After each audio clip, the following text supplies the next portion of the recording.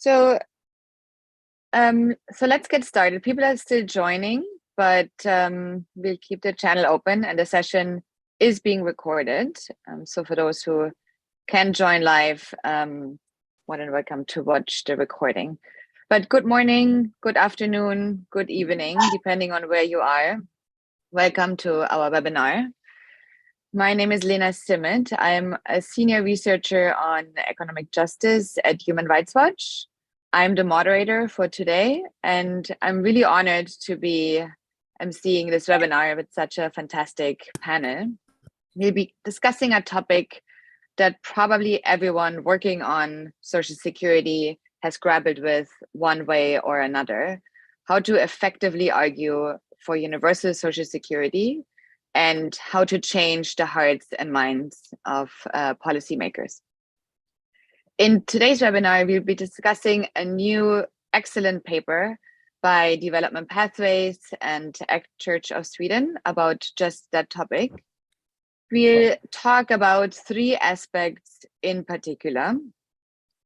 Those are the language and terminology that we can use as we argue for universal Social Security and why it matters, some of the key arguments that may be convincing, and how to identify the key people in a given country or organization as your advocacy targets. I encourage everyone to take a look at the entire report, and maybe we can also place it in the chat, as it dives very deep into these different subjects and presents a series of truly excellent examples. And this conversation couldn't be more timely, as we are meeting today in a very difficult global economic context with multiple and interconnected crises, such as increasing inequality, rising food insecurity, debt. Yet we still have a very far way to go when it comes to universal Social Security, with more than half of the global population still not having access to any form of social protection. We are hosted today also by the Global Coalition for Social Protection Floors, which has more than 100 member organizations, I should say, from around the world, and does truly fantastic work. And now I'm really, really pleased to welcome the panel for today's discussion and excited to kick off the conversation. So let me first introduce to you the speakers as well as the program, which is somewhat unusual as we are trying to keep it as interactive as possible. So we'll start off with a presentation by Stephen Kidd on terminologies that support universality. Stephen is a principal social protection specialist at Development Pathways and has worked across more than 30 countries in Asia, Africa, Latin America, and the Middle East. He was previously Director of Policy at HelpAge International, led the UK Development Ministry's Social Protection Policy team, and was a lecturer at the University of Edinburgh. Welcome, Stephen. We'll then hear from two experts on how these lessons learned work in the context of Uganda and Kenya, and also internationally, since they have a very vast experience. We'll first hear from Richard Obiga. For the past 13 years, Richard has worked for the public sector in Kenya, where he is currently a senior program officer in the Ministry of Labour and Social Protection. He is actively engaged in the area of formulation, development, and review of social protection policies, strategies, and frameworks. Welcome, Richard. Our second expert is David Lambert Tumbesige. David is the Global Advocacy Manager on Child Poverty at Save the Children International, where he leads child-sensitive social protection advocacy within the Global Policy Advocacy and Campaigns team. Previously, David has worked for a range of UN agencies and donor organizations on social protection, and has advised the Ugandan government on building a national social protection system. He was particularly influential in rolling out Uganda's Senior Citizen Grant, and we hope to hear more about that today. Welcome also David. After these interventions, we'll open it up for the first round of Q&A, where all participants are encouraged to raise their hand and ask questions directly to the speakers. But you can also type your questions throughout the presentations by using the chat box function here in Zoom. Now, after this round of questions, we'll move to the second presentation of the day by Holly Segler. Holly is a social policy officer at Development Pathways. Holly is passionate about inclusive social security and has contributed to a wide variety of Development Pathways research outputs, ranging from projects that focus on older persons, but also gender or disabilities. In her presentation, Holly will focus on some of the key arguments and advocacy targets we can identify. And welcome, Holly. After Holly's presentation, we'll again hear from Richard and David on how some of these presentations resonate with their experience and in their country contexts. And after that, we'll again have a chance for interaction and for a round of Q&A. So you see, and I lost my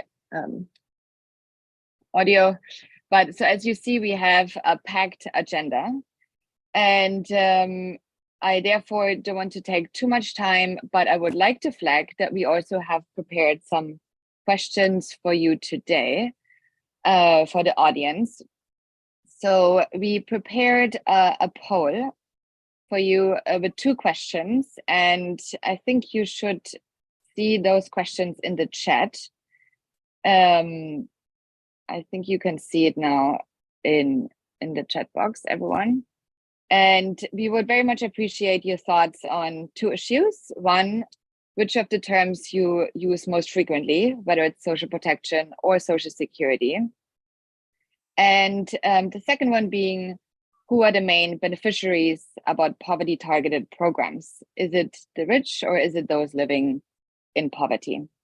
You can take the poll now or also at the end of the presentation. And at the end of the session, we'll have another set of questions for you prepared as well. So to get us started, I will now ask Stephen to give us a 15-minute presentation on the most effective or perhaps also counterproductive language when arguing for universality and how it may shape the thinking of policymakers. Over to you, Stephen.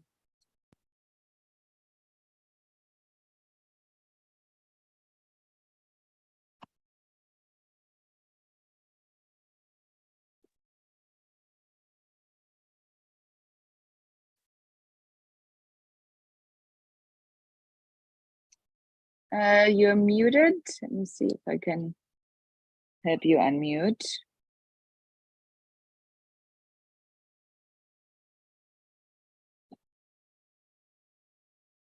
We still can't hear you.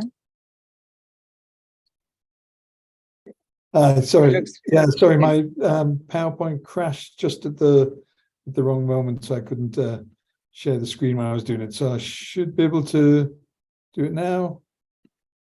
There we go.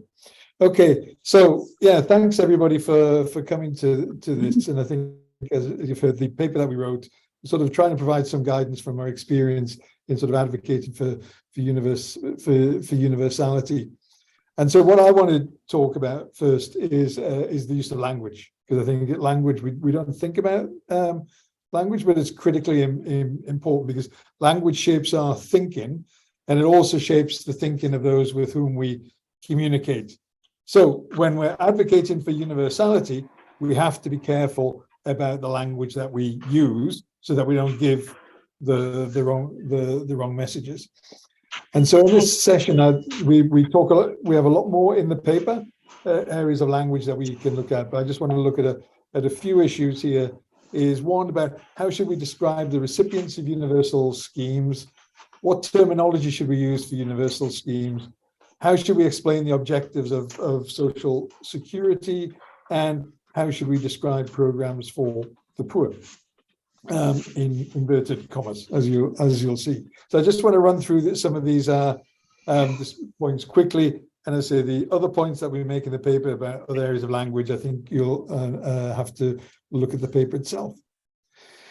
So I think one key point, one mistake that often we make when we argue for universality is people talk about, well, we need to really be helping the poor, and we talk about poverty, etc., all the time. I think the argument we need to make is that we need to stop talking about the poor, but shift our language to talk about the needs and rights of everyone in society.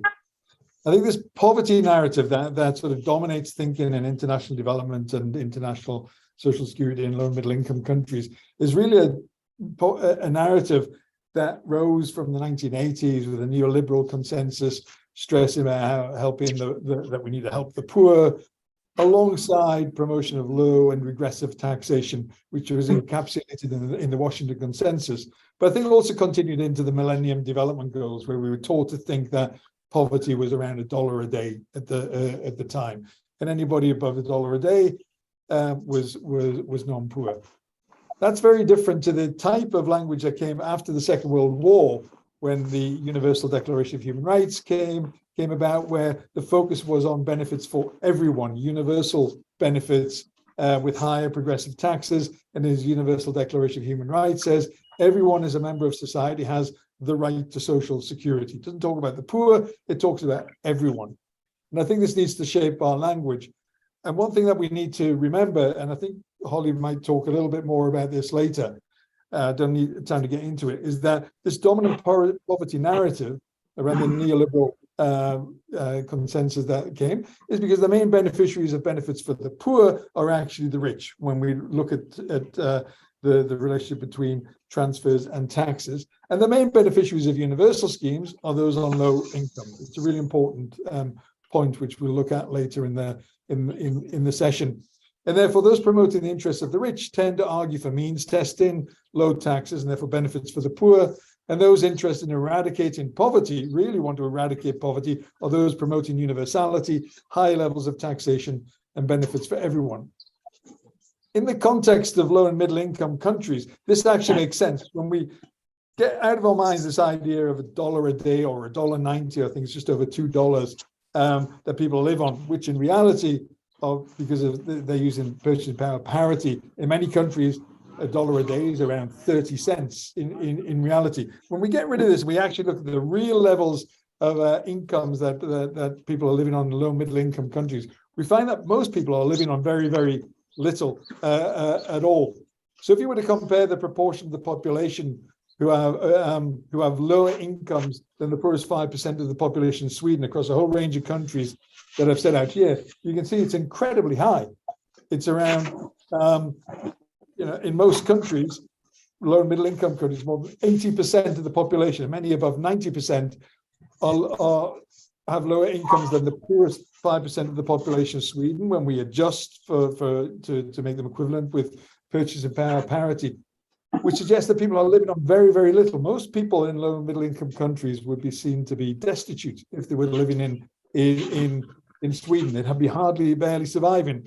But in Sweden, they provide universal social security for everyone. So if you need it in Sweden, you almost certainly need it in low middle income countries. Another way that we often use to present this is to show welfare distributions in different countries, compare them with Sweden. So in this graph, you can look at the bottom, you go from the lowest incomes on the left to the highest incomes on the right. And then as we go up, it's the percentage of the population. And look at the welfare distributions. I don't have much time to describe this much more, but what it actually shows that in a country like Pakistan, 97% of the population would be in the poorest 3% of Sweden's population. So it's bizarre that we would talk about helping the poor in Pakistan, when in fact, in reality, we should be helping everybody as a logical step. Also, it's important to bear in mind as we think about these arguments that the language we use is that household incomes are highly dynamic, and a group called the poor is a fictional construct. These graphs, which we show often, which I think are really important, show the changes in welfare distribution in two countries, Vietnam and Indonesia. Very the same in many in other countries that we've looked at. And those in the poorest 20% are in the orange on the left. And let's look at Indonesia on the diagram on the right.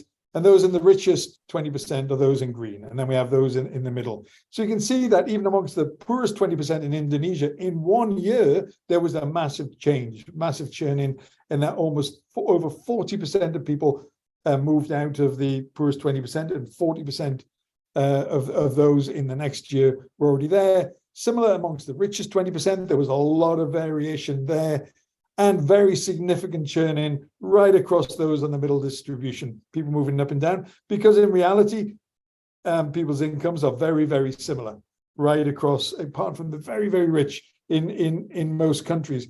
And therefore, it makes no sense to talk about the poor, because the poor is a fictional construct. So helping the poor is about talking about a fictional construct. That we need to remove this from our language, remove this from our thinking, and start thinking about the real levels of standards of living that people are facing in low and middle income countries, which are very, very low. And that provides the argument that we should consistently talk about helping everyone, not just the supposed poor. It's a similar argument around our use that we talk about all the time about vulnerable groups, and we have to help those who are vulnerable groups, or we often talk about the poor and vulnerable when we're talking about it. And it's a big mistake when we're using this to refer to universal benefits, because with vulnerable groups, we're looking at really, it leads people's thinking to give sort of charity handouts for the poor and vulnerable other people who are different from us, that we look down upon a bit, that we feel sorry for because they're different, they're the other. Whereas what we need to be thinking around social security, universal social security, is that we're all vulnerable at different stages across our life cycle. Any of us can become vulnerable and absolutely need access to social security. And that's a very different way of thinking about vulnerability. And that's the kind of language that we should be using, is that we're all vulnerable, and therefore we all require social security, universal social security across the life cycle. And when we talk about the aims of social security, what we're trying to achieve, we shouldn't talk about tackling poverty, because that automatically leads policymakers to think, well, we're going to have poverty targeted benefits because we're tackling poverty. Let's use alternative terms that are synonymous with benefiting everyone in society, such as raising standards of living for everyone, addressing the risks that we all face across the life cycle, ensuring that everyone in society has the guarantee of a minimum income, or offering income security to all members of society, or ensuring everyone can experience lives of dignity, or contributing to build a strong national social contract that benefits everyone. These are the kind of objectives we should be talking about, the language we should use when we're advocating for universal social security, so that policymakers understand that it's for everyone, not just for this fictitious group at the very bottom called the poor. Another point, you'll see that we're using social security all the time and up to now in this session. And I think it's important to start moving away from this term social protection, to start using the term social security. It's kind of interesting. I always thought that the term social protection rose in the last 20 years in most high income countries which have social security systems. Nobody really understands what social protection is amongst the general population. It's unheard of. And in fact, there's many, many definitions used by many different people, and it's very, very confusing. And I think we need to get back to start advocating, saying, look, what we want to ensure is universal social security for everyone. This graph, I think, is very, very interesting, and it shows the frequency in the literature of the different terms social security and social protection in different years. And you can see it was the use of social security rose around about the time of the Second World War. The Universal Declaration of Human Rights came out, and people started talking about universal social security much more. It rose until the point when neoliberalism took over, and this talk about the poor and the terminology began to change, and social security, as you can see, became much less used, and there was the beginning of the rise of the term social protection. Instead, this confusing term social protection that nobody can agree on. And I think it's, if we want to be very clear in our message and recognize that it's the universal human rights architecture talks about the right to social security for everyone. We need to be promoting this in our language and move away from this confusing term social protection that most people have absolutely no understanding about. Only a few people working in international development seem to understand it. And there's a whole set of other terms that we need to stop using when we're talking about universal benefits. One is social assistance. Another's grant, another's non-contributory, another's cash transfer. In the paper we talk about others. Social assistance and grants, they just sound like charity. They don't sound like a right. They sound like something that's just been given as charity. These need to be banned. Non-contributory, we talk about non-contributory transfers. That confuses people because we begin to think, well, these tax finance transfer, well, we don't deserve them because we don't contribute. In fact, everyone in society contributes, including through taxation, often through indirect taxes such as VAT or other sales taxes. So this needs to be removed out of our language. Cash transfer, we need to stop talking about cash transfers. It's a very new term, but it just sounds like a project. So we need to stop talking about that. And we need to move to replacing them with other terms that tend to give a more sense of a right and an entitlement. So perhaps we need to be talking about more tax finance social security when we're talking about benefits that are paid from taxation. Perhaps we need to move from grants like child grant to use about child benefit, the kind of terms that we would use in high income countries, and begin to use other, specific terms around programs that are more much more positive, like a universal old age pension, perhaps a citizen's pension, or some disability benefits, call them personal independence payments, which are much more positive transfers, and argue for a universal multi-tiered social security system. One that is like this, if we look from the poorest to the richest on the right, one that has tax finance schemes for everyone at the bottom, but that which is supplemented for those who make additional contributions on top of the contributions they make through tax into social insurance schemes. They can get more, and of course private schemes where people can get more, but the basis is a multi-tiered scheme that's a life cycle system, and begin to refer to social security not just as a give a sense of a project or cash transfers, but as an essential public service alongside health and education, which all of which need to be provided on a universal basis. And we need to move away in terms of our thinking. I think when we talk about poverty targeted programs, which are pushed globally, often by donors, we need to change the thinking. The kind of programs that we see in low middle income countries are really no different to the type of programs we had in 19th century poor relief, where we have this kind of bifurcated model now in many countries between social insurance for the well-off and the rich, and those in the formal economy, a very small portion of the population, and poor relief schemes for those at the very bottom. It's just poor relief, which gives a much more negative impression, sort of relating it to the type of system that we had in the 18th and 19th centuries, and which misses out on the large majority of people living on low and insecure incomes that we often refer to as the missing middle or the precariat. And give the impression 3 more minutes, Stephen. Thanks. Goes back to the kind of thinking of the workhouses in the 19th century. It's a similar model. When you hear about productive safety nets that are being pushed across Africa and other places, you can see that those promoting poverty targeted, thinking about language, when all they're talking about is workfare, degrading workfare, not too dissimilar to the workhouse in the 19th century, and move to then put in place a social security model, this multi-tiered social security model that is combined social insurance and citizens finance programs through taxes for everyone, and that there's also poor relief that we can still provide for the few people who still need additional support. And I think one of the arguments we often come up against is people say, well, there's you need a mix of benefits. And it's often those who are arguing strongly for poverty targeted benefits. They'll say, well, every country needs a mix of benefits, while they move ahead and just talk for poverty targeted benefits. We need to answer this by saying, of course, there's always a role for residual poor relief as part of a universal social security system, but it's residual. It cannot be the center part of a social security system. most social security systems need to be built about addressing the risks across the life cycle for childhood, unemployment, sickness, old age, and disability by providing universal benefits for all of us right across the life cycle, but supplemented perhaps by a poor relief, very small poor relief safety net, similar to what we find in many high-income countries that have good systems, and focus on these core benefits initially that we want to get in place in a universal system of disability, old age, and child benefits, which are the main areas of spending in more developed universal systems that we find globally.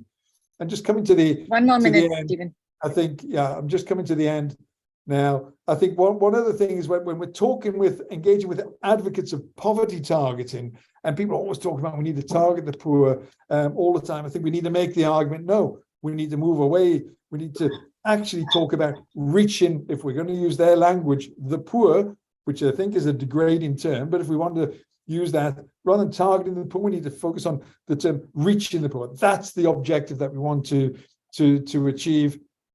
And reaching the poor is an actual aim, it's an objective, whereas targeting the poor is just a means to an end.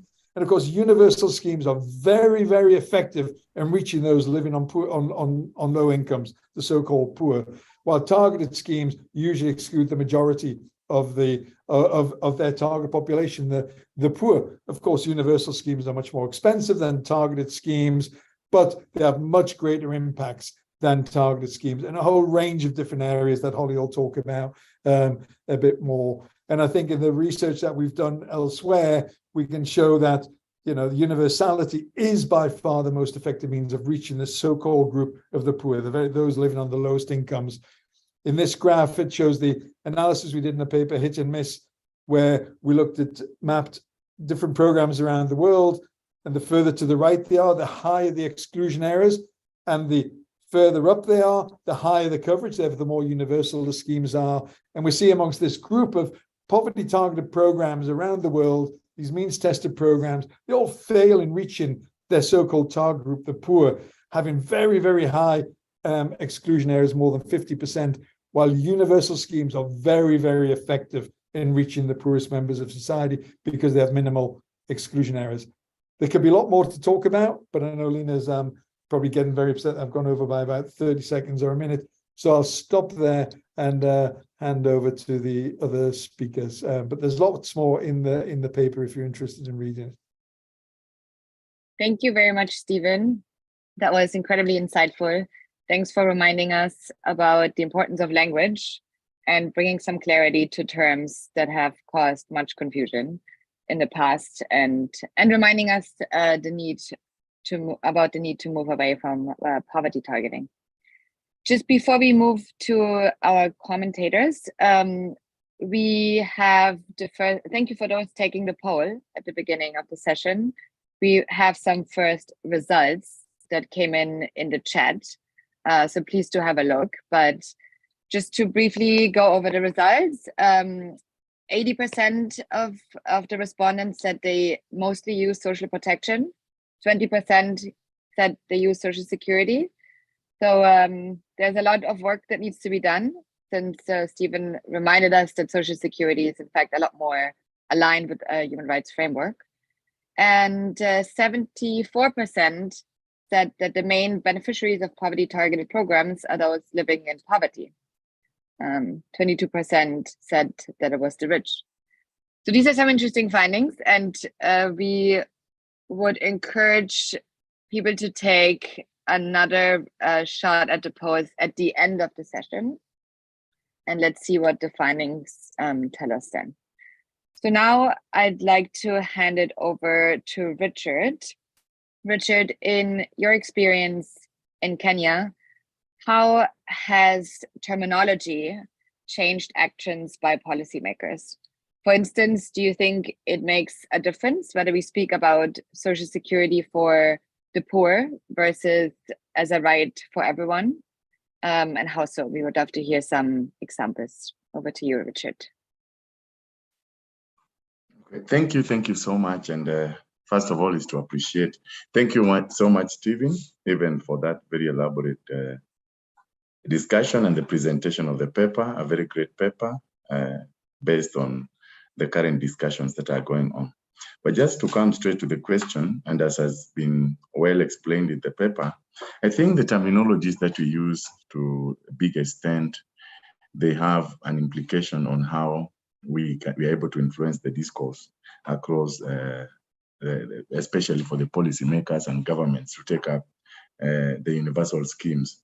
And the case in point is what we've been having in Kenya, whereby I know, and as Stephen has clearly articulated, a number of cases, especially with our engagement with the National Treasury and the economists at the National Treasury, many times that connotation of, a bracket of poor people there, usually they pick it quickly and gives them a more inclination to lean towards, not accepting more inclusive schemes, universal schemes. So many times they would think and continually think when they see the term poor there, they associate with a certain category of people out there demarcated. And you could hear from the findings that is a fictitious construct. It is not really there because of the dynamicities, that how dynamic we have seen even in the paper, that there is a lot of oscillations in terms of poverty. And today, if you are using the means tested poverty targeted programs, today you have just targeted, and tomorrow, due to various dynamics, you will find that true, people have moved in or out of poverty. And in that case, it will be very difficult for you to have accuracies.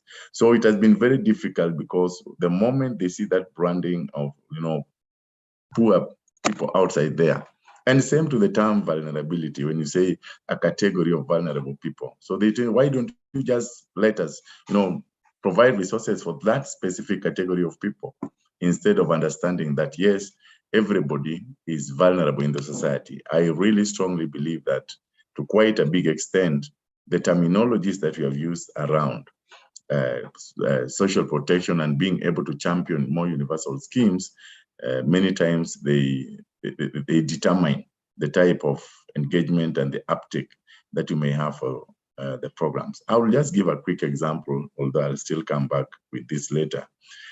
Currently, we are pushing for a universal child benefit in Kenya, and we have been engaging with the National Treasury on quite a number of occasions.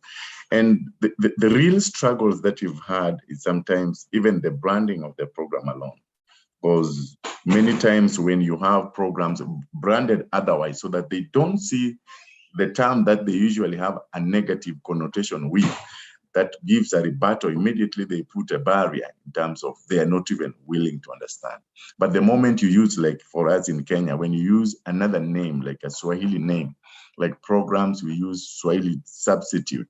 Swahili is the second language that we speak here. So many times they tend to buy that more than when you come with the commonly connotated terms that usually, bring such an understanding, a negative interpretation, or an interpretation that would not really work for more inclusive schemes. And you could see that in the various arguments that the paper has clearly brought out, whether you want to use the terms poverty, you want to use the term, a vulnerable group. So that categorization alone already gives you a very high wall in terms of being able to negotiate, especially with the economists who think, especially in that particular term. So by and large, I know even before we get to how then do you package your information to them, I agree. And it is something I've experienced in my engagement with trying to push for adoption of more inclusive schemes with our National Treasury, who is like the Ministry of Finance for most of the countries. Over to you. Thank you very much, Richard. I appreciate you sticking with the time frame as well. And thanks for the really interesting example that you provided, and all the best for the child grant. David, over to you. You have worked on social protection advocacy for a while now.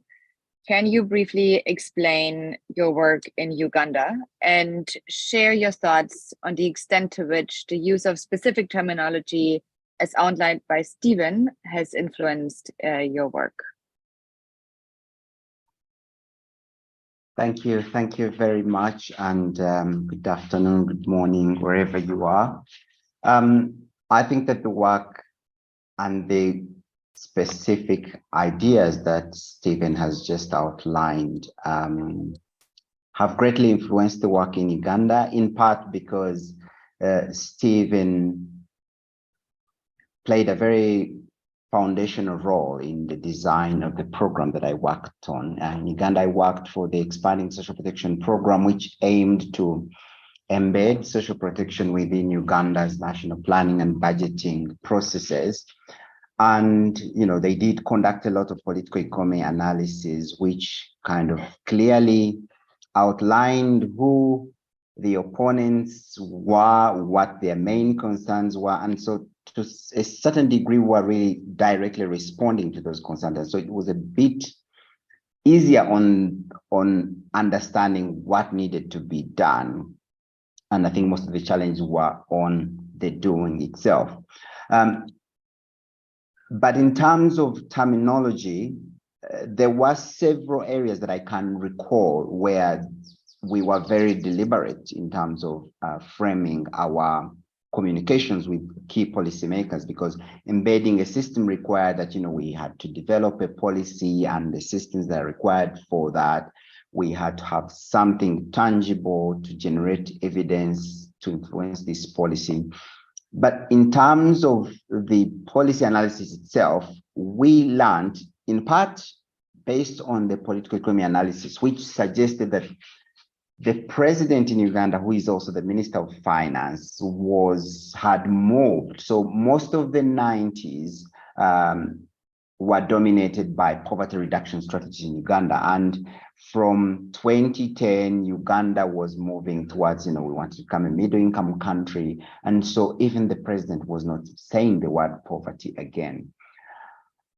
So that was just by a lucky strike, but we were very keen on making sure that we were assessing vulnerability. So I say Stephen has been very influential in the way we did this work because he was working as an advisor on the program. But I do remember when we conducted poverty and vulnerability analysis, this informed the focus of our policy. So our social protection policy aims to build a vision of a dignified and secure society, which is resilient to socioeconomic risks and shocks. And so you don't even find the word poverty. We do explain that in the context, but we were trying to really focus on building resilience and reducing vulnerability. So that's one way in which these kinds of ideas have influenced the work we've done in Uganda. And in fact, when I looked at the recent draft strategy for social protection, again, the goal is strengthen resilience to risks and shocks. And we're talking about inclusive development. So that was really, really helpful. And so we were lucky that we had development pathways and Stephen in that process. However, at the beginning, it was really, really difficult because when we mentioned the word social protection and occasionally said, oh, you know, we've got so many people, because the context is Uganda is a low-income country, we've got a lot of people living in absolute poverty. And so many people, because many more are vulnerable or just churning, as Stephen talked about, churning in and out of poverty. But we needed to be very clear about the scope of our social protection policy. So the definition scope was very clear. Again, we used words like social security to define direct income support programs and social insurance, rather than, you know, defining cash transfers. Even I think the programs, I've seen several countries say Uganda cash transfer program. Our programs, I think, were much more, the wording we used was much more aspirational. So for example, social assistance grants for empowerment. So social assistance sneaked there, but eventually we actually were able to rebrand it to the senior citizens grant. And I think it was really, really helpful that we did that, because we had a vulnerable family support grant, which was actually poverty and disability targeted, because this grant was specifically targeting households with limited labor capacity and high levels of dependency. It was very complex compared to a senior citizens grant or old age grant, which whose criteria was you had to be above the age of 65. And in fact, we piloted them in different places, but everybody just advocated for senior citizens grant. And that's how we're able to convince political leaders by demonstrating the great public support that a more universal program was able to generate. And that's how we ended up rolling out, actually at the prompting of the president, because that strategy does work. But we also applied all these things, making sure that we were illustrating how volatile incomes were. We talked about things like inequality of opportunity rather than talking about poverty. And in fact, we're able to slide these kinds of ideas into a Ministry of Finance's poverty status report in 2014. I think it was really foundational in terms of changing the way people saw social protection, because normally people who are targeting the poor also think the poor as some very lazy group of people that are not working very hard, but we're able to demonstrate with evidence that actually your income depends on things you have no control over, like where you're born or the education of your parents. And so that really helped to change the framing of our messaging. And there were several changes in the program that were aimed at generating greater public support, and I already talked about and political buy-in, but we also had to debunk a lot of myths at the beginning. So it was really, really important to make sure that we clarify what we're trying to do, as well as the impacts of what we're trying to do, so that we can generate support. Because when I remember our advocacy, one more minute, David. Finance, yes, thank you. I'm winding down. Our advocacy strategy for Ministry of Finance was to respond to their affordability concerns and a little bit of inequality. So when we spoke to finance, that's what we spoke about, and that's why I mentioned about this study of inequality of opportunity. And so, yeah, it's really helpful to understand, what words don't people want to hear, or what words are people more keen to hear. And so this does make a lot of sense. Thank you very much for this wonderful piece of work, Stephen and colleagues. Over. Thank you so much, David. And I think that was a great segue into, in fact, our second presentation about arguments and advocacy targets as well. But before we move on to Holly's presentation, I would like to open it for a few questions from the audience. And I see that there's some questions coming in through the chat. Would someone like to raise their hand and ask a question directly to Stephen or Richard or David? Do we have any questions? Otherwise, what I see, there's one hand up. Ashina, please go ahead. Hi, Lena, and thank you so much for this opportunity. Thank you for the presentations. They've been very interesting, very provocative. I agree. I also have a similar concern to what Facundo is raising in the chat. When we talk about that the poor is a fictional construct and that we're all vulnerable, I'm concerned about the ways in which, so first I agree with not really using language around vulnerability, because there's also, it implies a sort of inherent predisposition to this sort of condition. And I'm wondering about how to fit in the reality of the systems and structures that operate in ways that keep people poor. So David alluded to it in his presentation, the things that are beyond you. If you can access free education, if you can access free quality healthcare, these are some of the factors that will determine whether or not people are poor or not. And the reality is that there are a lot of people who are living in poverty, living in lives that cannot be considered dignified. And even where they play around the different levels, there was a group that remained at the bottom. And it was easy to see people can easily fall into. So fitting in the precarity that a lot of people live in, the systems and structures that keep people in lives that are not dignified, and how to fit that into a reflection on the language that we're using, so that it's also not invisibilizing challenges that we should be addressing and conscious of in the work that we're doing. I'll stop there. Thank you so much. Let's take one more question, Ghislaine. And thank you, Ashina. I think your question speaks to some of the comments we've started receiving in the chat around, on the one side, alternative terms for people living in poverty, and whether needy persons is an alternative term. And I'm curious to hear Stephen's thoughts on that one in particular.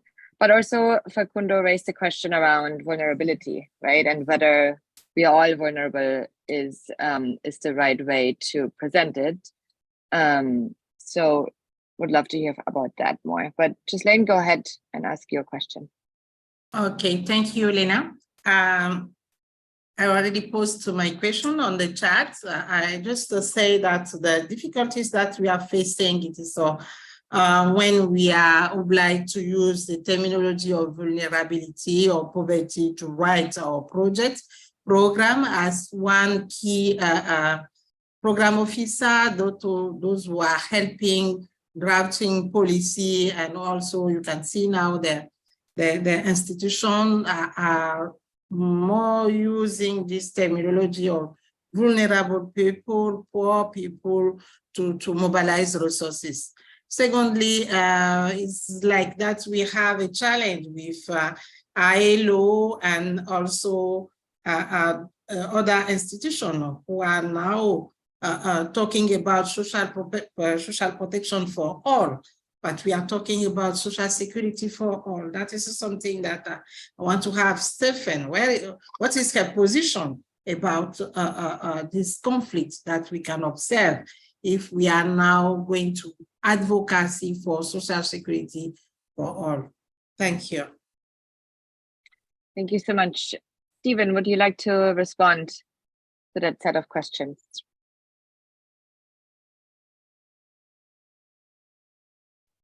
Yeah, thanks for the great questions. I think on the first question, it's a kind of challenging question. I think one point I would make is that, look, we are still all vulnerable. If I was living in, I saw somebody was saying they're from Liberia. If I was living in Liberia, I'd be incredibly rich, right? But if I was to be hit by a car tomorrow and become severely disabled, I would immediately probably fall. I couldn't work. I couldn't, and without a universal social security system, I would be very quickly left without anything. We are all vulnerable, but we need to make these arguments because we need to get the buy-in from the better off in society to the system. Why? Because we need them to pay for the benefits, right? We can't actually, we need those with the broader shoulders in society to pay for the universal benefits. And that's the secret of where the success in many European countries, etc., is that they've convinced the rich to accept high levels of taxation in exchange for universal benefits and high quality public services. And that's what we need to move towards. So while it's not a sort of an argument about language per se, to actually get governments to invest in universal healthcare, universal public education, universal social security, all of which are public services, we need to get the better off members of society to participate in those services, to receive them themselves. Then they will advocate for higher quality benefits, and they will be more willing to pay taxes through universal systems. And therefore, we need to get them in. So therefore, incorporating everybody in society in the kind of language that we use is going to make the case for bringing everybody in, particularly those who are better off, whose taxes we require to be able to fund a universal system through effective redistribution of wealth within any society, which is what all good, decent countries do. So I don't know if that makes sense. I think the second question around the social protection for all and the social security for all, a lot of this comes from ideas around the social. I'm sure everybody knows the social protection floor. When I first worked on the social protection floor, I worked with the ILO when I was at the UK's development agency, and what we were first promoting with the ILO was the social security floor for everyone, because we recognized that was the strongest language.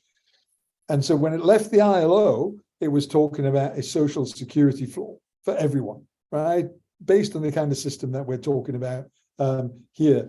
When it went through the UN system, people started, oh, we need to talk about social protection. We need to bring this very vague, confusing term that everybody uses. And at the end, it was very mangled, came out as social protection floor, included education, health. It was all very, very confusing for people. But if you look in the ILO's recommendation, you'll see underneath it, they still use the language social security for everyone within this broader social protection floor. And for me, it's one thing I've learned.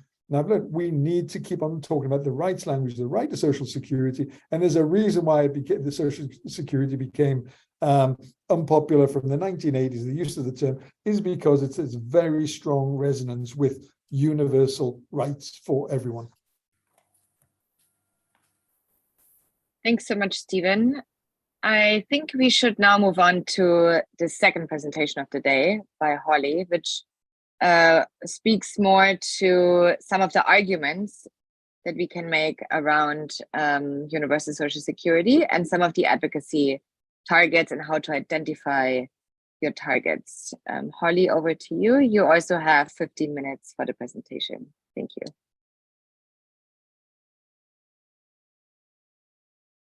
Okay, hi everyone. I hope you can hear me.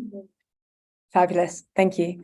Okay, thank you so much for the introduction, Lena. As kindly introduced, my name is Holly Segler, and for the next 15 minutes or so, I'll be going through arguments to use when advocating for universality.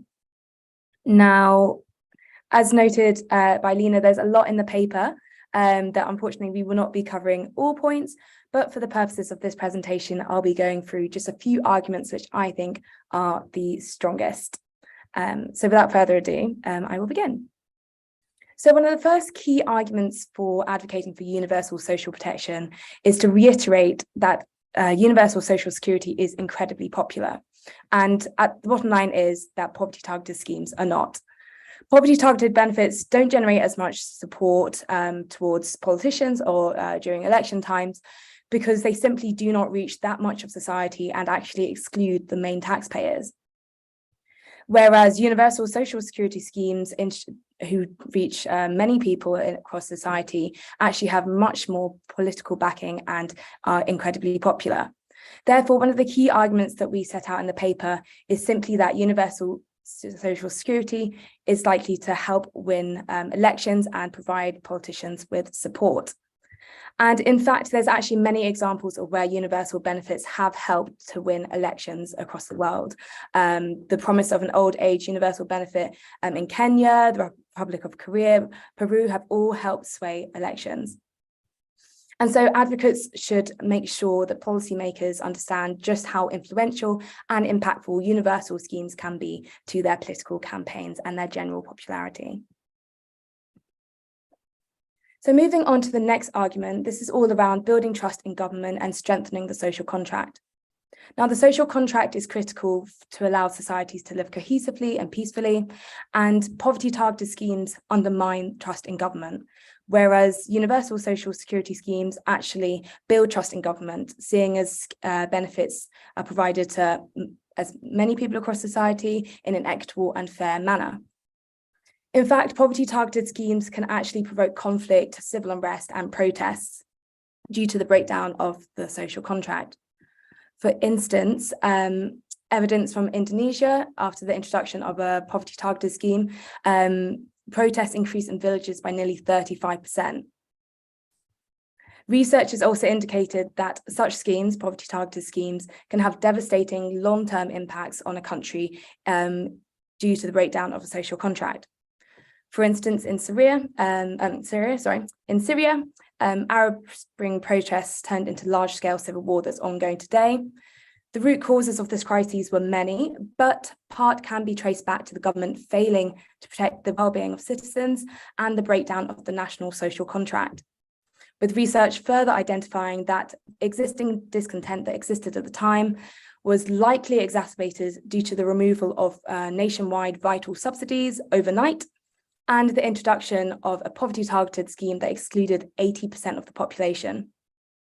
This example demonstrates, therefore, just how catastrophic the breakdown of the social contract can be and how critical the role of social security through universal social security can play. So linking to this point and something that Stephen was touching on earlier, I think it's also really important as advocates to recognise the role of the rich for the purposes of the social contract and universal social security. So while universal schemes that include both the middle and those on higher incomes is important for a number of reasons. Firstly, including them within universal social security builds legitimacy for higher budgets. Now, higher budgets means higher transfer values, and this impacts those on the lowest incomes the most. So in this instance of universal social security, it's those on the lowest incomes that are benefiting the most. But in our paper, we also set out and argue that the rich should benefit because they're the biggest losers when it comes to universal social security, being the net funders. And so in this sense, as advocates, I think we shouldn't be concerned that the rich are receiving universal benefits since they contribute more and they receive less from them. Just admitting someone, there we go. So the next argument that I'm going to quickly go through is inequality. Now, high inequality is recognised for causing a range of different social ills and economic ills, such as low economic growth. But contrary to belief, poor relief is actually much less effective in redistributing wealth across society compared to universal social security. This is because poverty-targeted schemes only reach or provide for the poorest members of society, and this avoids uplifting the incomes of those in the middle of society who are still on extremely low incomes. So, for example, here what we can see on the slide, this orange graph indicates incomes before a universal social security benefit, whereas this green line here demonstrates where incomes are after the introduction of a universal social security benefit. Now, there's a few things that we can note here. To begin with, those on the poorest and lowest incomes, their income is initially a lot higher after a universal social security benefit because transfers tend to be a lot higher than they would be on poverty-targeted schemes. What we also see, however, is this missing middle of society also has an increase in their incomes. And finally, we also see a reduction in the incomes of those richest in society. And so you can see that the redistribution of wealth is much stronger with universal social security. Touching on this point as well, I won't go into detail here, but even from a glance, you can see that the countries with poverty-targeted social assistance programs in blue, compared to the countries who have universal systems in orange, the reduction in inequality based on the Gini coefficient is much larger for universal life cycle systems. So you can see here. So moving on to our next argument about greater economic growth. Now, policymakers often view tax-financed social security as a big cost to the economy, thereby preferring to reduce the cost of social security by just trying to target the poorest in society. But actually, there are many pathways through which social security can contribute to greater economic growth. And since the levels of spending are much higher under universal social security systems, it means that the impacts on economic growth are also much higher. So, for instance, looking at life cycle benefits, the key impacts on economic growth through universal social security can be broken down into 3 categories. Firstly, enhancing future skill sets. So, for example, by investing in a universal child benefit, this can tackle undernutrition, ensuring better education for children, ensuring that children are more productive and skilled once they enter the labour force. Next, looking at universal social security as a means of investment within the economy, whereby income security for individuals can mean greater investment, whether that's into small businesses or into the economy in general. And finally, spending increases. Spending more on the economy generates the economic stimulus and provides markets for entrepreneurs. So I think from this argument alone, the key takeaway for advocates is that really we need to shift as much as we can the narrative of universal social security away from being this cost to society and really change that perspective into understanding universal social security as an investment into society for the long term. So now moving on a little bit to life cycle benefits and this big argument around fiscal space when it comes to universal schemes. Now, understandably, universal schemes can be seen as extremely expensive to policymakers, and so often the argument that comes up is this challenge of finding fiscal space. But the important thing to remember and reiterate while advocating for universal social security is that social security systems are not built overnight. But one of the best ways to capture the many benefits of universal social security would be to start introducing universal social security through the foundational life cycle benefits, as mentioned by Stephen earlier, this being a universal child benefit, disability benefits, and old age pension.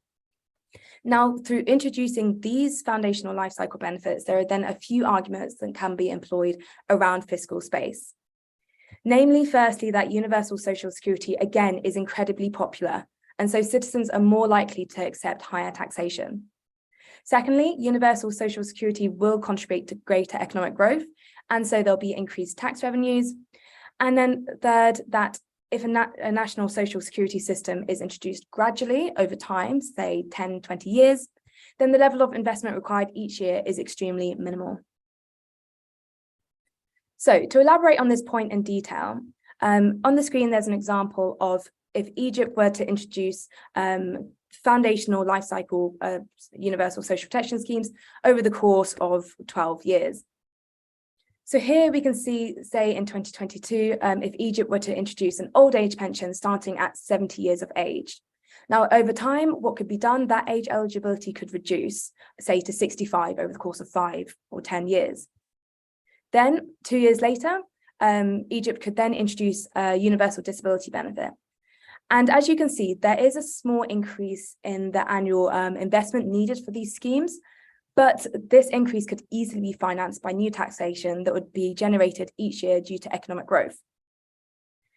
So with that in mind, a key strategy in the paper that we suggest advocates could undertake is to develop a costed national vision for universal social security in your country over the next 10 to 20 years, and align this to your national development strategy, national vision, and use this as a means to engage in policy dialogue with national governments. Also, you'll see in the report that we do outline other ways to raise additional revenue, which could be used to advocate alongside this kind of system. This includes making adjustments to corporate income tax, consumption taxes, wealth tax, property taxes, personal incomes. So you can see there's a range of financing options when it comes to universal social security. So with that in mind, we'll now move on to targets for advocacy, as was touched on by David just earlier today. Now, before commencing advocacy, we recommend that advocates undertake political economy analysis so they can ensure that they are finding the real decision makers and there are no wasted advocacy efforts in the meantime. So to undertake effective advocacy, we recommend considering the following steps. Firstly, identifying the key targets. Who are the political leaders? Will you be targeting the president, the prime ministers? Who's the Minister of Finance? And then the next step is, how do you get to them? So we would recommend using a mixture of methods, and it may be that some work in some contexts and some don't work.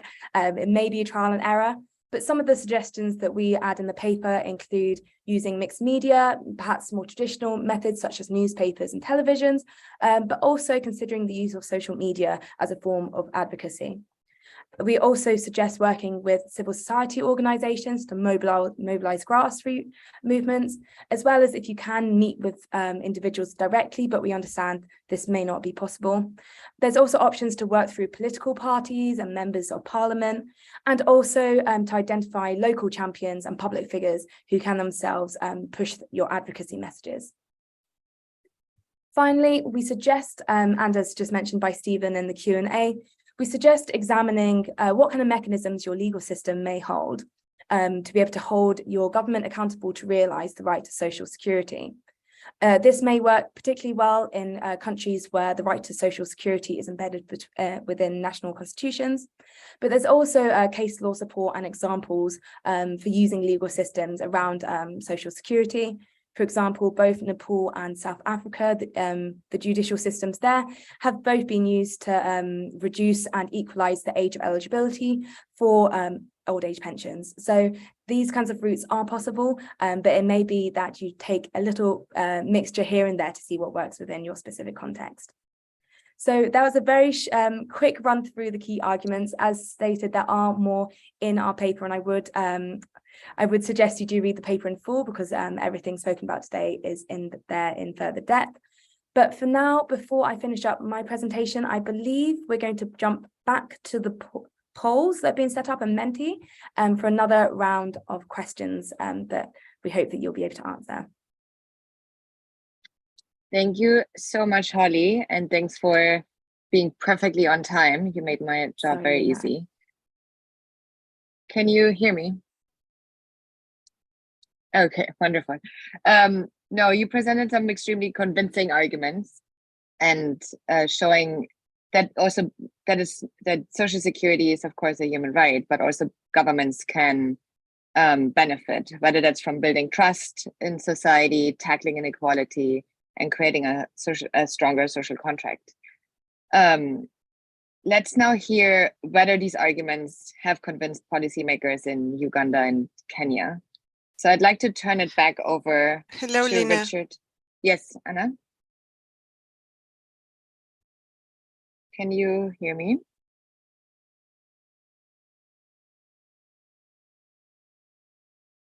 Anna?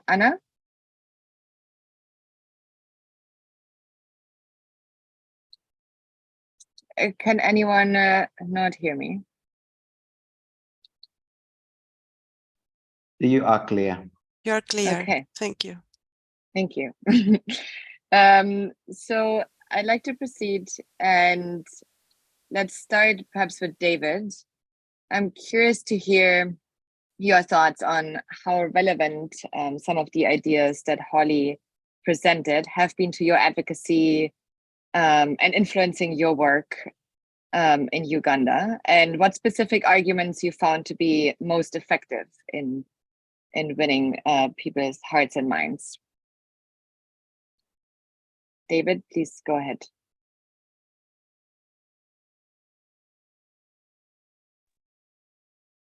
Thank you very much,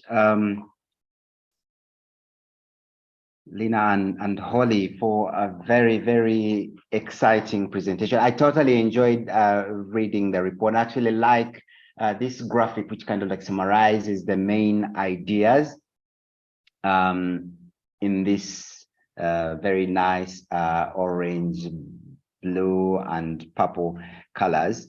I just wanted to say that, again, these ideas resonate with the work that we have done, because I did lead Uganda's advocacy and influencing work, in fact, developing a strategy, which basically was underpinned by very extensive political economy analysis. And that meant understanding the president's ideology, as I said, the Ministry of Finance's fears, and framing messages accordingly that would address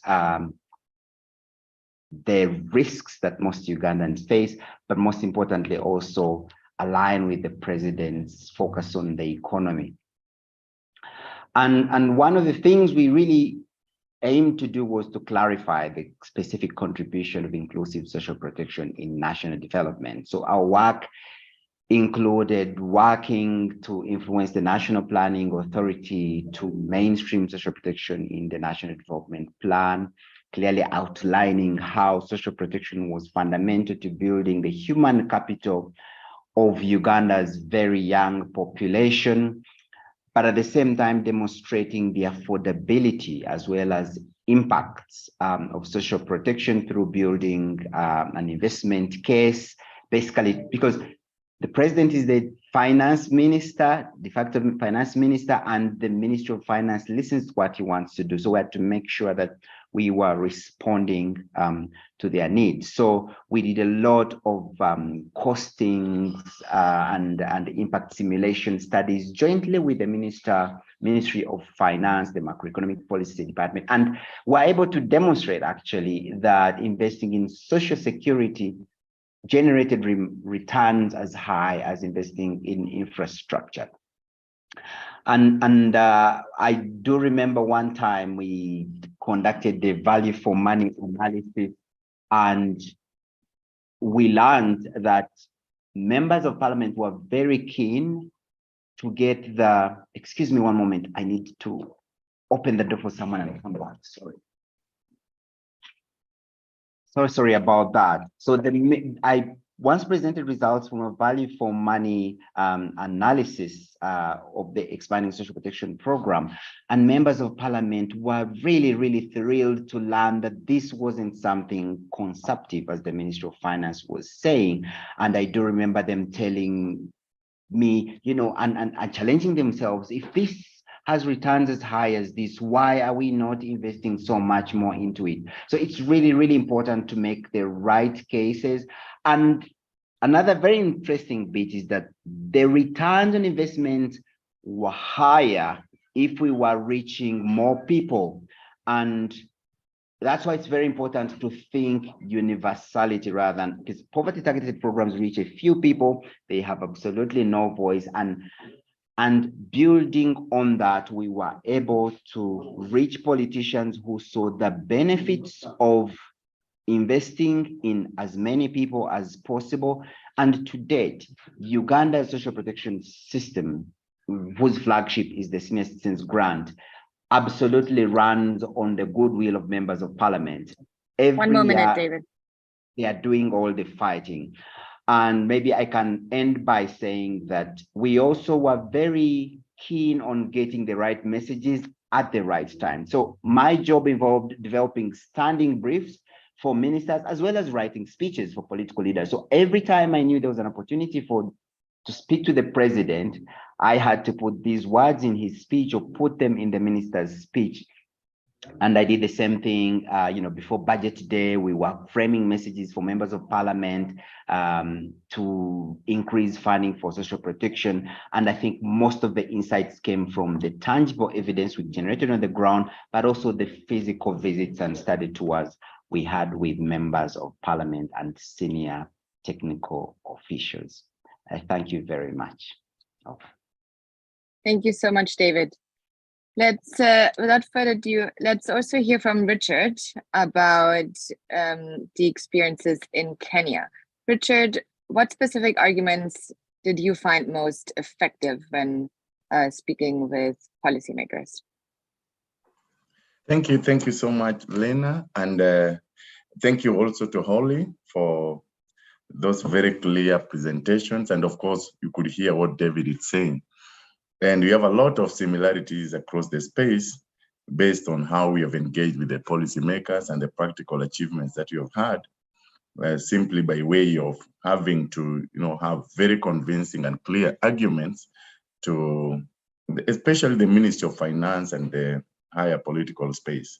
So one thing I must say is that the issue of understanding the political economy, and you could hear David repeat and say as per the presentations, the political economy analysis, because it will give you now the feeling, how is the highest office, you know, feeling around social protection. For us in Kenya, I must say we made some gains simply because of the taking advantage of the existing political climate. And I must combine the two in terms of what Holly has presented, the arguments that you have to package very well, and to whom are you taking that particular argument? Which ear are you, you know, really taking that argument? And that would really give you a serious win for the programs and the universal schemes that you are proposing. So let me give a good example for us in Kenya in terms of championing the benefit, the cost benefit for investing in more inclusive universal schemes. We've been running targeted cash transfer programs since the year 2004, the cash transfer to orphans and vulnerable. And then gradually we introduced a targeted program for older persons and also a highly targeted for persons with severe disabilities. But come the year 2017, around there, and beginning before, and that's why I said I'm combining this just to show that, yes, there is real value in investing in social protection. And I appreciate what David had said, because we should not lose that in terms of the scale of investment determines, you know, the return that you are likely to receive. And that's why you see the small poverty targeted programs are not able to give the due investment that we would want to see in terms of the efficacy of social protection. So we had that targeted program, and I appreciate that together with Stephen Kidd, one of the approaches that we used was to ensure that we have a very clear messaging to the highest level of both the political and the administrative. So we engaged the CS level of the Ministry of Finance, what people know as that, but here it is called the National Treasury. So we had the CS, and together with the high-level team of the principal secretaries, first we had a benchmarking just to see practically how do universal schemes work. So when they came back, we went to Brazil together with the team. But when they came back, just like you could hear David saying, some of the ministers were super convinced. They were saying, why have you not done this?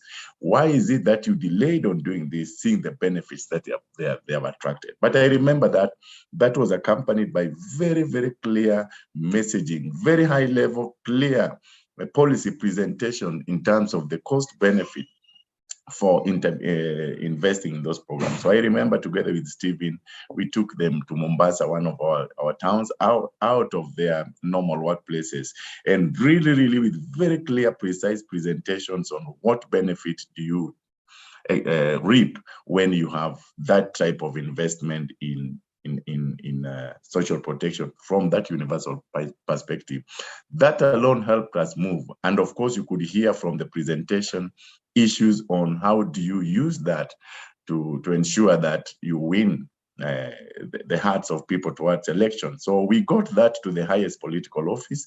The president had the goodwill. At that time, it was around the campaign periods. And having been sold into that, we were able to use that at that time of the political campaigns. The president really campaigned on that very strong one, that being one of the key platforms on which he was campaigning. And it gained popularity, and we were able to get that scheme. The president declared that we'll have a universal program for older persons 70 years and above of the budget. And by January 2018, we did the elections in 2017. 2018, January, we had the program running up to today.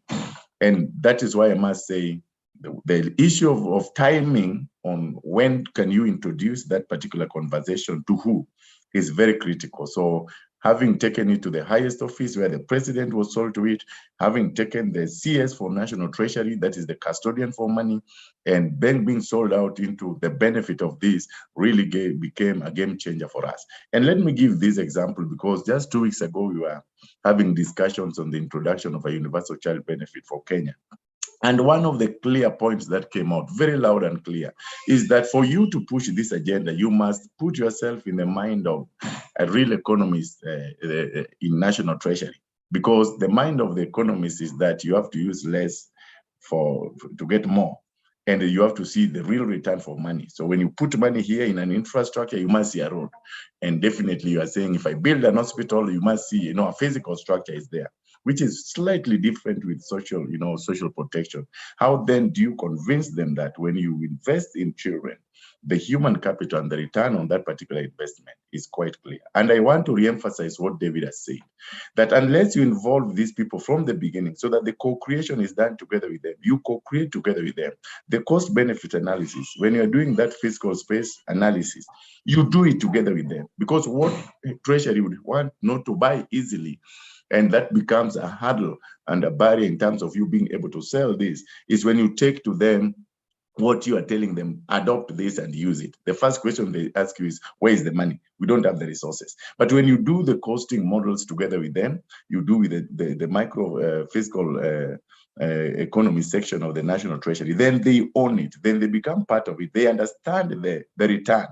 Because economist thinks in terms of figures. One more minute, Richard. One more minute. So that is what I want to say was really, really important. And that is the same trajectory that we are using, even as we are working on the introduction of a universal child benefit in Kenya. We want to work, right now we have done a draft of our cost benefit analysis, which we are doing together with them. We want to do a fiscal space analysis, which you want to do with the economic team at the National Treasury, so that this one becomes very clear. And that evidence and that policy influence will be able to get to the highest place. And in that way, we are also able to get the political buy-in that is very necessary for this. So when you give the value for money, the reduction of inequality, the economic growth that comes of investing in social protection, and they're able to see how this one works, then that is the best way you can also have the mind and the ears of the policymakers. Over to you, Lena. Thank you. Thank you so much, Richard. Thanks for reminding us about timing and the importance of co-creation and collaboration. I think these are really key issues. You're absolutely right. So we are coming to the end of our webinar, but we have already a very lively debate in the chat. And we would like to open it again for another round of Q&A. And I think we're starting to be a little bit over time, but since we started late, I hope that everyone can stay on for another 10 minutes or so, just so we can have more interaction with the participants. And I see that Jeremy already has a hand up. So please go ahead with your first question. Thank you very much. So I really enjoyed the presentations, Stephen and Holly. Thank you very much, and discussants. And I think what you're trying to do is absolutely brilliant here. I mean, we all need to think about the discourses we're using and think about the politics of reform. But I have some misgivings about the way you're framing this. It does seem to me, to put it bluntly, that your approach is rather Eurocentric, and you're setting this up really as a sort of a social democratic critique of neoliberalism, which might make total sense when you're pursuing these arguments in Britain or in maybe global fora, right? But in the work that I've been involved in Southern Africa, the real arguments, the real counter arguments against social security or social protection are not primarily neoliberal. They're primarily from two different sort of ideological positions. The one is sort of a developmental argument in which, and really the thing we have to counter is the argument that alternative uses of money are more productive than putting it into social grants or social security. In other words, it's better to build schools than it is to give a child benefit. So the first argument which we're facing is a sort of developmental one, which is not simple. It might overlap sometimes with neoliberalism, but is not generally a neoliberal argument. And the second argument is a much more conservative one, which is that that people only have claims and rights on the state, on society, if they are fulfilling their responsibilities as members of the community, right? And therefore, the objection to universalism is not that the objection to universalism is that universalism should only apply to people who are fulfilling their responsibilities to the community in an appropriate way. And we know in Southern Africa, this is a big issue with regards to, for example, child benefits, because it's not a problem for old age pensions, because everybody accepts that the elderly have fulfilled their responsibilities. But it's a big problem when you're paying grants to particularly young mothers, because there is a widespread perception that some, at least, of the beneficiaries or the recipients are not actually fulfilling their responsibilities to society in terms of how they raise their children or whatever. Now, I'm not saying that criticism is correct, but I'm saying that is the counter argument that we're facing. But I'm wondering, I mean, do you really think that neoliberalism is the only enemy in the room, or do we need to be framing our arguments, our advocacy, with a rather wider set of opponents in mind? Thank you. Thank you very much, Jeremy. I don't see any other hands up. So just to recap some questions that we have had come in the chat, because I think they're incredibly interesting. Deal with questions around who provides Social Security. So is it a private sector? Is it a public entity? And sort of the role of privatization of Social Security, which we've seen in some countries.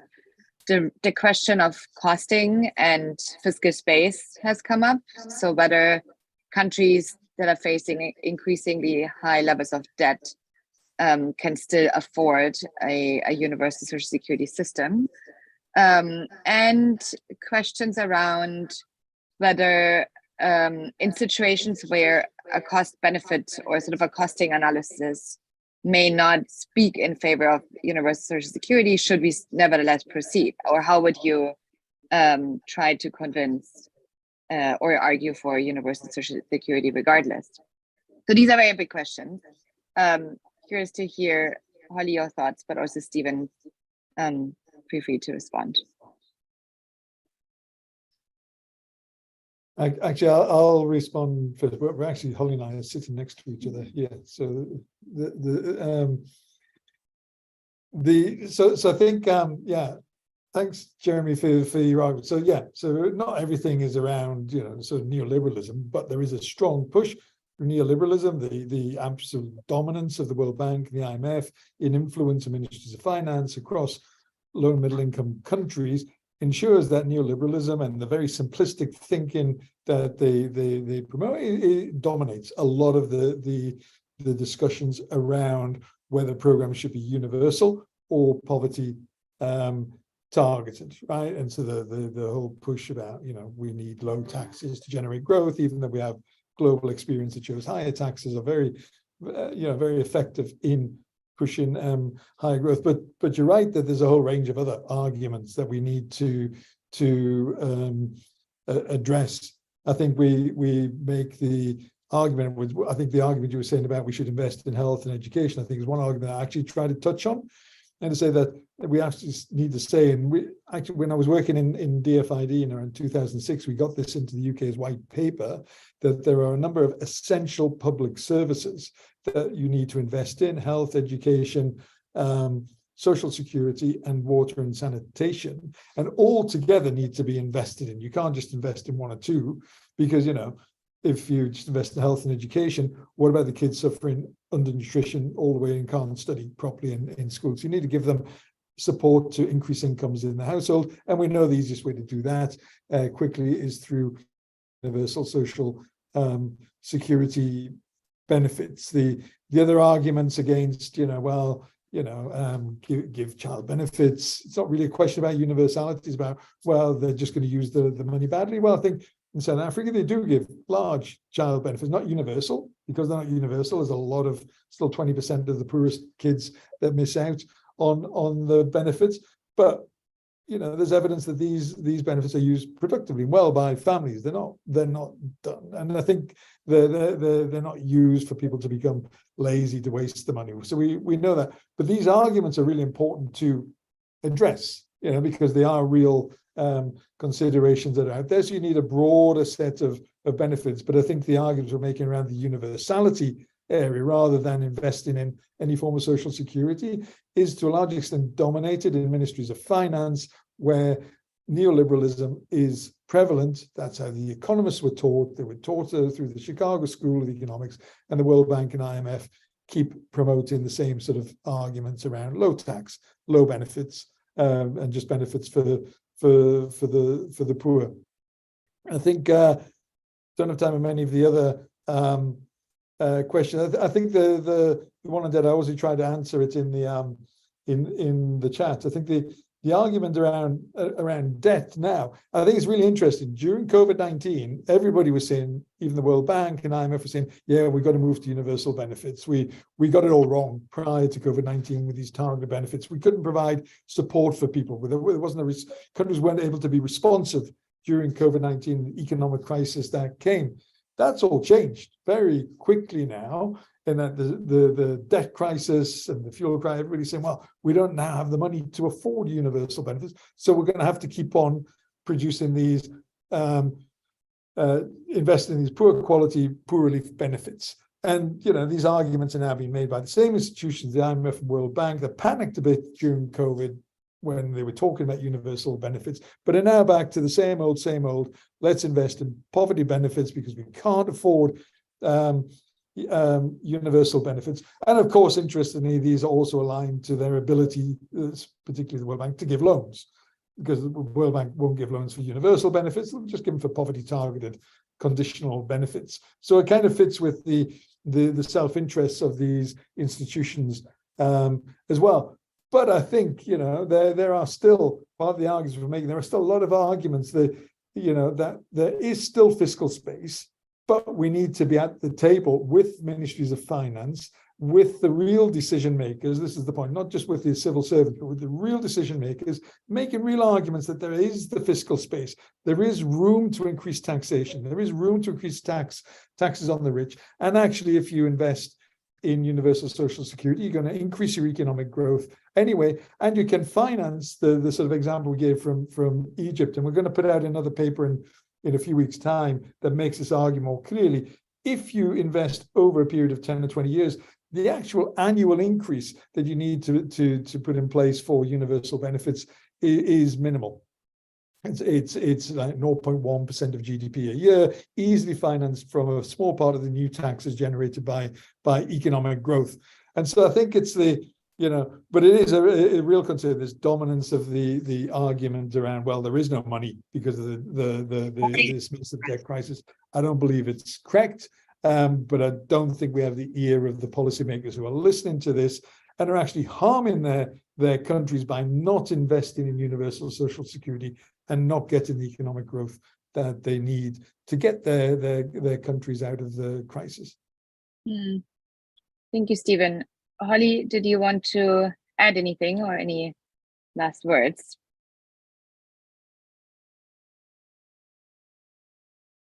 Sorry, Lena, could you repeat what you just said? Sorry, I just wanted to see if you wanted to add anything, I guess, yeah, maybe your views potentially on the question of privatization. No, I think which has come up in the chat and is certainly a concern. Yes, definitely. I think, Stephen's response is excellent, of course.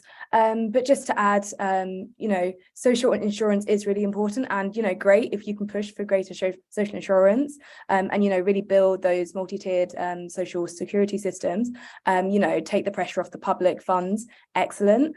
But I still do think that it's important to have forms of tax finance social security for the purposes of reaching informal workers, though there's always people that slip under the radar, and just to make sure that there is that safety security net to make sure all do have access to social security when they need it is still vital. But yes, if you're in a position or a country context where those systems are already existing, then definitely as an advocate, that's a route that you can go down. But it's definitely country context specific, and yes, a very good point. But I think it's still important to remember those who slip through the gaps. Could I?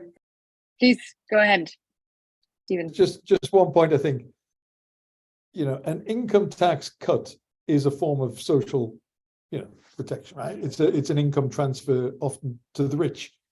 In these times of the credit, the high levels of credit, nobody seems to have a problem when they talk about tax cuts on the rich. I mean, in the UK, they're all talking about tax cuts on the rich, even though we don't have money.